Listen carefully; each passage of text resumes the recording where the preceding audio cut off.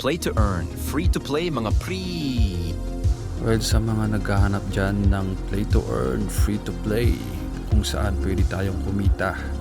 Ang larong ito ay Call of the Void, kung saan makakaipon tayo ng token dito sa pamamagitan ng paglalaro, no?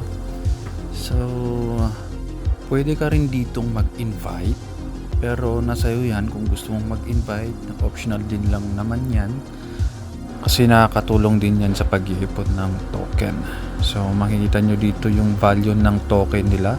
Ang token nila is $0.028 yung isa, no?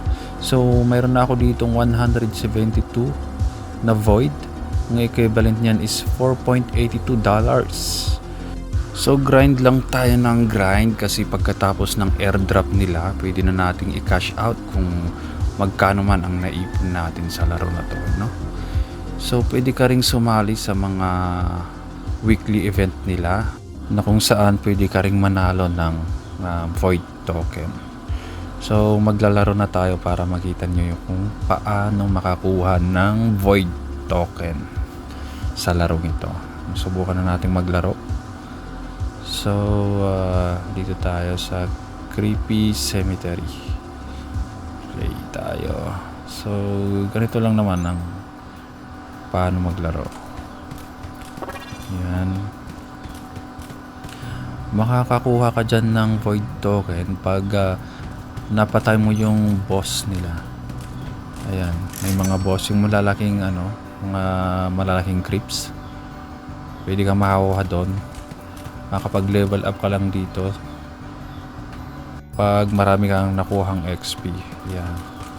So, ang alam ko yung XP, makukuha mo yun pag nakuha mo yung mga green na yan.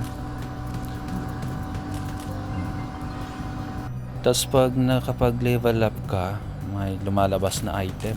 Mabili ka lang dyan kung anong gusto mong item. So, patayin na natin yung boss yan. Yung boss nila. Pag napatay mo yan, marami kang makukuhang void token yon. Ganun lang kasimple ang pag kolekta ng void token. So, laruin ko lang saglit.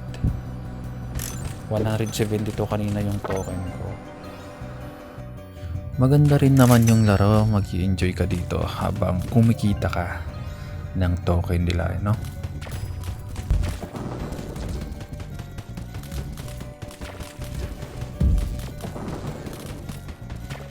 Final boss defeated. Level complete. Ayan, may nakuha tayong 28 na void token. May dagdag. So, $5. Easy money.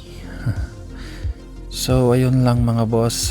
Grind lang tayo ng grind habang inaantay natin matapos ang airdrop ni Call of the Void. So, maraming salamat sa panonood. Like and subscribe mga boss. Salamat.